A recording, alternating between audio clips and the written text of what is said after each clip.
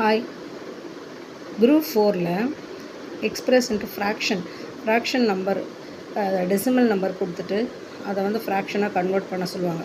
0.3 பார்னு கொடுத்துருக்குறாங்க. சாதாரணமாக கொடுத்துருந்தாங்கன்னா நமக்கு அதை கன்வெர்ட் பண்ணுறது வேறு. இப்போ பார் அப்படி கொடுத்துட்டாங்கனாலே எத்தனை நம்பர் இருக்குதுன்னு பார்க்கணும்.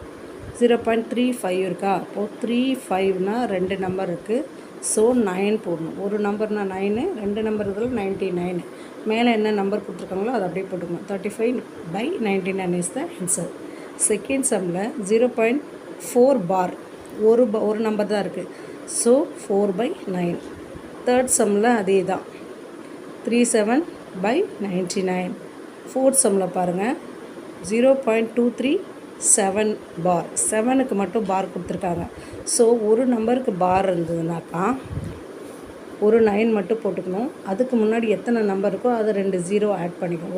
ஒரு நம்பர் இருந்தால் 1 0, 2 நம்பர் இருந்தால் 2 0. ஸோ ஒரு நம்பர் இருக்கிறதால 2 நம்பர் இருக்கிறதால 2 0 போட்டுக்கிட்டு இப்போ இந்த 237 இருக்கு இல்லைங்களா, அதில் -23னா இந்த முன்னாடி இருக்கிற நம்பரை சப்ட்ராக்ட் பண்ணிக்கணும்.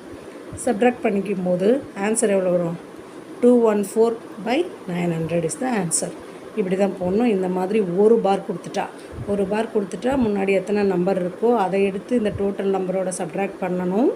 ஒன்று. இன்னொன்று, எத்தனை நம்பருக்கு பார் கொடுத்துருக்காங்களோ அந்த ஒரு 9 போட்டுக்கிட்டு முன்னாடி எத்தனை நம்பர் இருக்கோ அதை 2 0வாக போட்டுக்கணும். ஓகேவா? ஒரு நம்பர் இருந்தால் 1 0, 2 நம்பர் இருந்தால் 2 0. ஓகே. அதுக்கடுத்து ஃபிஃப்த்து சம் பார்த்திங்கன்னா 5.58. 8க்கு மட்டும்தான் பார் கொடுத்துருக்காங்க. அப்போ 8க்கு மட்டும் பார் கொடுக்கும்போது நம்ம 5 வந்து அதோட 58ஓட சப்ட்ராக்ட் பண்ணணும். சப்ட்ராக்ட் பண்ணும்போது 53 கிடைக்கும். இப்போது இங்கே 90 ஒரு நம்பர் தானே இருக்குது பாரில். ஸோ 9 போட்டுக்கணும். இங்கே ஒரு நம்பர் இருக்கா, ஒரு 0 போட்டுக்கணும். ஒரு 0 போட்டுக்கிட்டோமா? இப்போது 90 × 5 + 53 இதோட ஆட் பண்ணிக்கணும். ஆட் பண்ணும்போது 503/90 இஸ் த ஆன்சர். இப்போ இந்த மாதிரி நம்பர் வச்சு வந்தால் இந்த மாதிரி மல்டிப்ளை பண்ணி போடணும். நம்பர் வைக்காமல் வந்தால் டைரெக்டாக அப்படியே போட்டுக்கலாம். ஓகேவா? புரியுதா? தேங்க்யூ.